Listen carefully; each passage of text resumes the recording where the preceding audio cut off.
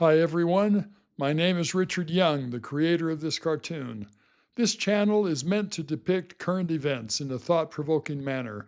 I'm not trying to adhere to any particular political ideology, though I must admit I am probably a little bit right of center in my thinking. I've enjoyed political cartoons all my life and have had the urge to create some political cartoons in the past, but I have zero artistic talent. Now that artificial intelligence can overcome that deficiency, I've been able to put my thoughts and ideas into these political cartoons. Today's cartoons shows Xi Jinping in his office, ushering President Trump out one door while Vladimir Putin walks in through another. But the moment Trump's back is turned, Putin is already arriving for his own meeting. The point of this cartoon is that China plays both sides of nearly every major global confrontation, and both sides keep coming back thinking they've made progress. Consider the actual record. China is Russia's most important economic lifeline through the war in Ukraine, buying Russian oil and gas, supplying dual use goods, and giving Putin diplomatic cover at the UN and elsewhere. At the same time, China is the United States' largest trading partner, about $520 billion in goods exchanged annually at this moment, and Xi has welcomed multiple rounds of high-level American diplomatic engagement.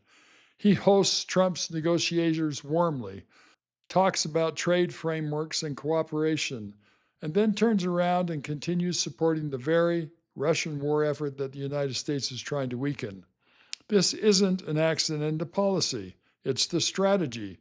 Xi has been quite open about what he calls a no-limits partnership with Russia, declared just before the invasion of Ukraine in 2022, and he's been equally open about wanting stable economic relations with the United States, not because he sees the U.S. as a partner, but because the Chinese economy needs American markets and American capital, while China builds the capability to operate without either. What the cartoon captures is the way both Trump and Putin appear to leave their meetings with Xi believing they've gotten something out of them.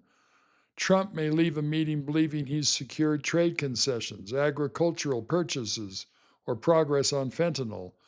Putin may leave believing he's secured continued Chinese support for his war and his economy. And Xi, smiling, simply ushers each out one door and welcomes the next. However, his smiling and gesturing to Putin also suggests that he favors one side, and it is not the Americans. I'm not suggesting that the United States should refuse to engage with China. That would be unrealistic, given the depth of economic interdependence.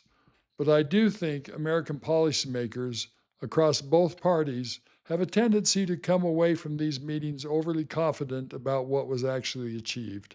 Xi is not playing for the next news cycle, he's playing for the next 30 years. What this cartoon hopes to provoke is some skepticism about the announcements that follow these meetings. When you read that the US and China have reached a framework agreement or that progress has been made on this or that file, ask yourself, what is China actually giving up? In most cases, the answer is very little. The talks themselves serve China's interests because they preserve the relationships and the time China needs.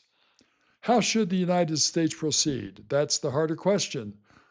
My own view is that we need to engage with China without illusions, recognizing that warm meetings and cordial language don't necessarily indicate aligned interests, and that China's continued support for Russia, its activities in the South China Sea, its treatment of Taiwan, and its industrial policy all suggest a country that is competing with the United States, not partnering with it.